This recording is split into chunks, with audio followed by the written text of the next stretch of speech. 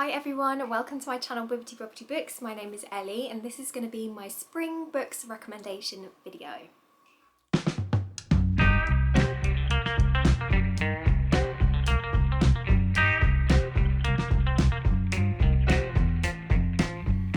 So spring is finally approaching and I thought it'd be fun to film a video where I recommend to you some books that I think would be perfect to pick up this season.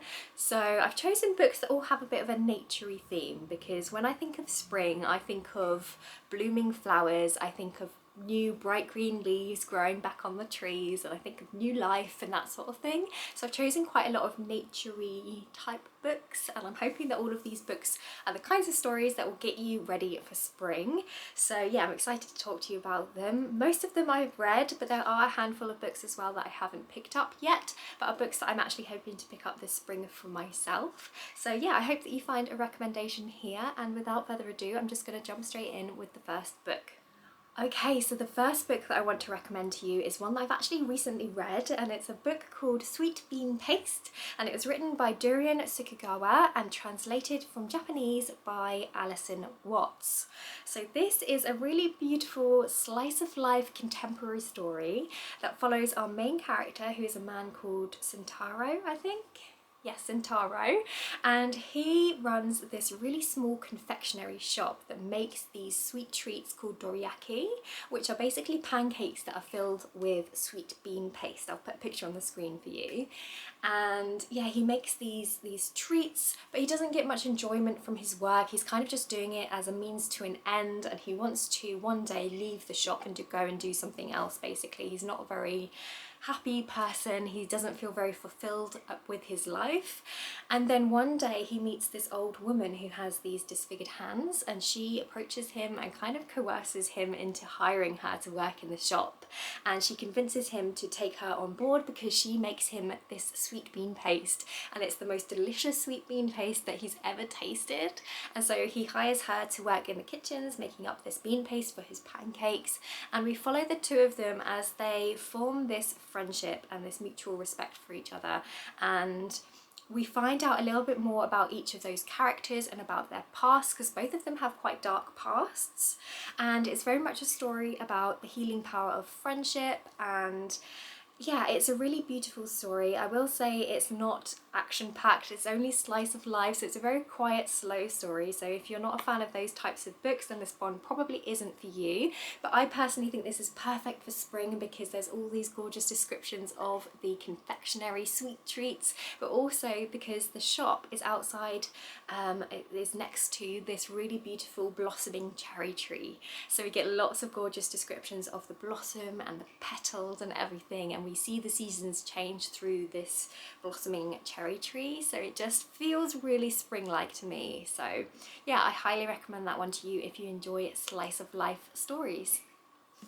Okay, so next up we have Daughter of the Moon Goddess by Su Lin Tan. I feel like I've spoken about this book quite a lot on my channel, so I'm going to try and keep this one quite brief.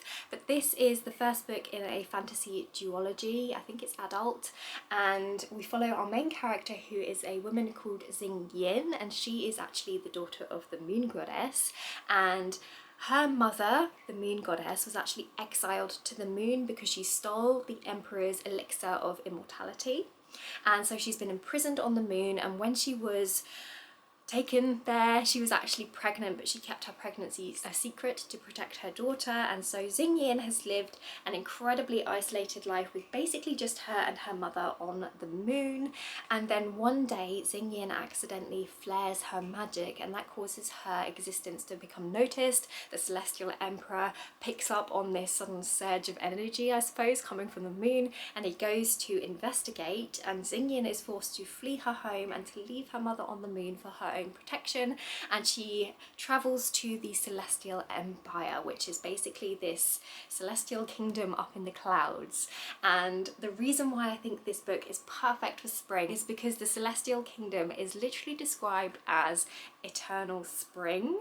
So I think there's a quote in the book, hang on, let me get this right, that says, "It's like a garden in eternal spring, the flowers don't wither and the leaves never turn to brown." So just imagine that setting. It couldn't be more perfect for spring, where you get loads of gorgeous descriptions of, you know, the flowers and their luscious scenery and everything. And there's this one scene that I really remember from reading this book, which is basically where our main character Xingyin is practicing her archery skills, and she's practicing it in this forest full of blooming trees, and there are all these descriptions of the blossoms and there's petals falling, and it's just such a beautiful and vivid setting.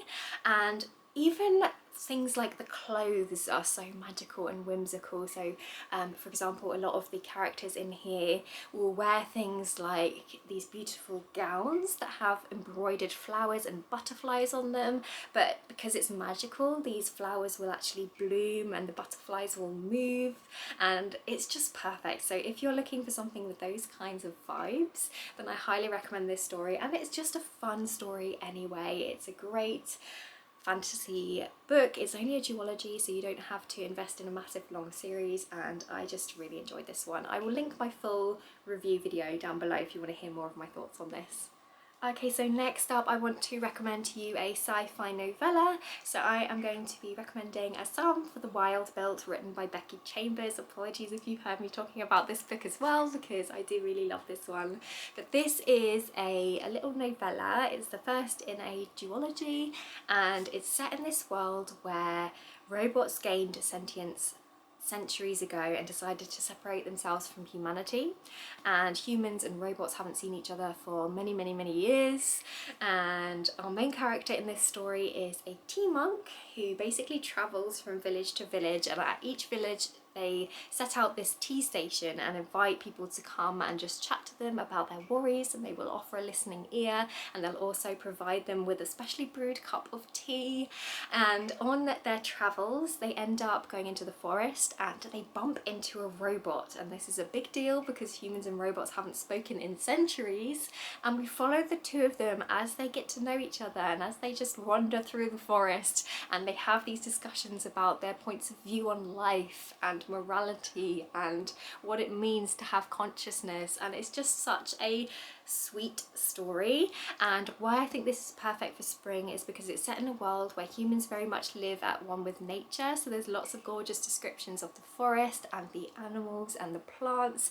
And one really endearing quality about the robot that our main character meets is their love of nature. They get so excited about seeing different plants and different animals, and it's just so wholesome. So if you're looking for something that is incredibly sweet, something that's not too long, I would highly recommend this one. But again, it's not a plot driven story, it's just a very quiet, gentle story, but I think it will be perfect to pick up this spring. Okay, so next up I want to recommend to you a classic book, and I'm going to recommend The Secret Garden, written by Frances Hodgson Burnett. So this is a children's classic story, and it's one that I haven't actually read, but I am planning to pick this one up this spring, and I'm very excited for it. I got this gorgeous little edition in my local bookstore, and yeah, I'm a fan of the original movie The Secret Garden. I definitely used to watch that growing up, and I just think it's such a beautiful story, and so I'm very excited to actually read the book and see what I think for myself about the actual original story. But as far as I know from the movie, this book follows our main character Mary, who is an orphan who moves in with her great uncle into this big estate that he lives in. So she moves into this manor house in the Yorkshire moors, and it's very different from what she knows because she's originally from India. And when she's there, she really struggles to fit in. She's quite a difficult character. She has a lot of anger in her. She's had a really difficult life, and she also finds this new environment really difficult because it's nothing like she's used to, and it's kind of creepy, and she hears these weird noises at night, and there's all of these rooms, and her great uncle keeps himself very separate from her, and it's all a little bit strange. And so she spends a lot of time outdoors, and she develops a real love for the gardens and for nature. She spends a lot of time exploring the grounds of the estate, and then one day she ends up finding this secret garden, which is a garden that has walls all around it, and it's been locked up for many many years, and one day she finds a way in, and we basically follow her as she tries to restore this garden back to life, and she's helped with some friends, some companions, and it's very much a story about the healing power of nature. And from what I know of the movie, it also has some nice morals about friendship and the importance of love, and yeah, it's just a really sweet and wholesome story. So yeah, I thought this would be, of course, perfect for spring because there's all of that talk of creating this garden and bringing it back to life, and I just think this is going to be a really lovely one to pick up. So yeah, I'm excited to give this one a try. Okay, so next up I wanted to recommend to you another classic story, and that is Anne of Green Gables by L.M. Montgomery.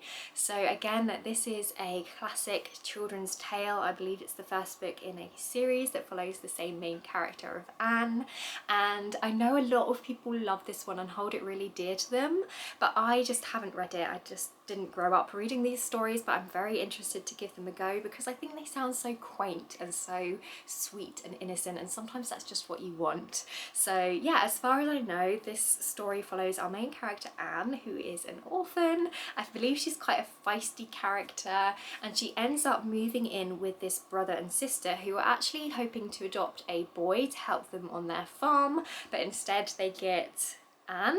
I think it's some kind of a mistake or something, and yeah, we just follow her life as she moves into this farm. I believe she's quite an imaginative character. She spends a lot of time outdoors, she really enjoys nature, and it's set on a farm. I mean, it just sounds so cozy and wholesome and perfect for spring. So yeah, I think I might try and pick this one up this season, and I'm very much looking forward to it. Okay, so next up I wanted to recommend to you a Greek myth retelling, and the one that I've chosen is Cersei by Madeline Miller. So this is a story that follows our main character of Cersei. It's entirely written from her perspective. It's essentially her life story, which is quite refreshing because Cersei is a famous character from Greek mythology. She's this famous witch who, you know, is notorious for turning men into swine, and she's a character that tends to pop up in various different myths that usually follow a male protagonist, but it's really nice to have a story that's just entirely about her life, and she's a really interesting and complex character, and it's a very slow story. It's literally her life story, and of course she is a goddess, and so she has an immortal life essentially, so it takes place over many years. And the reason why I think this one is perfect for spring is because a lot of it takes place on this island, because Cersei ends up getting exiled to this island by Zeus because Zeus is basically threatened by her witchcraft powers, so she moves to this isolated island on her own, and she spends a lot of time there honing her witchcraft powers and, you know, foraging plants and spending time with the animals on the island, and that just screams spring to me. So I feel like this would be a perfect book to read up this time of year, and it's also got really beautiful lyrical writing, so if you enjoy that kind of descriptive writing, then I think you're really going to enjoy this one. I liked it for the most part. I thought it was interesting seeing things from Cersei's point of view. I do think I would have appreciated it more if I was more familiar with other Greek stories, because you do see other characters popping in and out throughout Cersei's life, and I think if I knew more about those stories I perhaps would have appreciated it a little bit more, because I did find it a little bit slow. But it was incredibly beautifully written, so if you're looking for something that's descriptive and has that island setting and has all those like naturey vibes to them as well, then I would recommend to you Cersei. Okay, and the final book that I wanted to recommend to you is actually a graphic novel, and it's a middle grade graphic novel called The Tea Dragon Society by Katie O'Neill. So this is an incredibly sweet graphic novel, and it's perfect for spring because it's set during spring and it has the most gorgeous artwork in it that just screams spring, and it's such a sweet and gentle story. We basically follow this young girl who finds this tea dragon, which is basically a dragon that grows tea leaves out of its head, which is so cute, and she ends up discovering this secret, well, not really secret, but this art of tea making. She finds this tea shop owner who tells her all about, you know, how to care for these tea dragons and the sacred art of tea making, and she learns the art for herself and she makes a friend along the way, and it's just so wholesome and sweet. And as I said before, the artwork is absolutely gorgeous, so I'll try and put some images on the screen for you to give you an idea of what it's like. So this was just such a beautiful reading experience, and if you're looking for something that's just wholesome and something that you can read in one morning, in one sitting, you know, to get you in the spring mood, then I highly recommend this one because it's just so adorable. So yeah, that brings me to the end of this video. I hope that you found a recommendation from this video. Please let me know what books you're planning to pick up this spring, because I'd love to have a chat with you down in the comment section below. If you want to let me know that you're here but you're not sure what to write, you could always just leave me a little emoji in the comment section. Maybe leave me a flower emoji or a blossom emoji, seeing as we've been talking about spring books. And yeah, I hope that you're having a fantastic day, whatever it is that you are doing. Don't forget to like this video if you liked it, and subscribe if you want to see more videos from me, and I guess I'll see you next time with another video. Bye!